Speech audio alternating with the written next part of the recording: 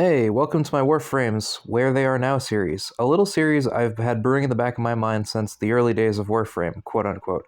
I'm going to put this little intro at the beginning of every video in this series. If you've heard this once or more, feel free to skip it.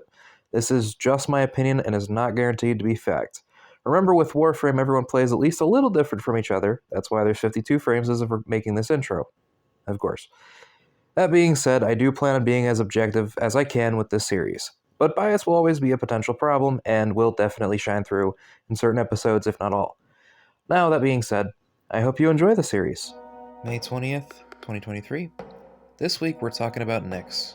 Nyx is a frame I feel most of the player base has forgotten about. Hell, I'm starting to think that DE forgot about her since I have yet to see her in Deviri. Base stats on a level 30 Nyx Prime are 125 armor, 225 energy, 300 health, 375 shield, and 1.12 sprint speed. Weirdly specific sprint speed, but alright. Nyx's passive makes enemies 20% less accurate when targeting her. Up until this point, I wasn't aware that this was her passive. It seems like a pretty decent passive though, to be fair. Her first ability is Mind Control. As the name suggests, she picks an enemy and takes control of them. And if you beat the fuck out of them in the first few seconds of the mind control, they get much stronger. Problem is, they aren't the smartest AI when they're on your side. Sometimes they're useful, other times they're completely pointless, and man has this ability aged. Look at frames like Revenant and Wukong, and I hesitate to include Equinox because it is her augment, but her too. Both Wukong and Equinox have a pretty solid AI in their assistance, and Revenant takes 7 enemies with his mind control.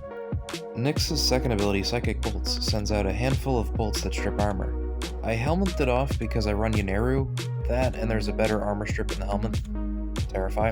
Her third ability makes enemies attack anybody and everybody. I actually like this ability a lot because I run Irradiating Disarm on my Loki.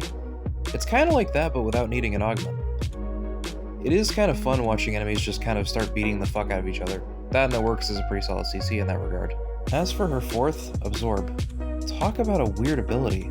She sits and takes on damage for a while and then dishes it back out in the form of AoE.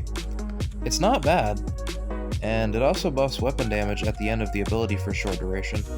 As for my build, it's a bit mixed as you can see, but mostly range and strength.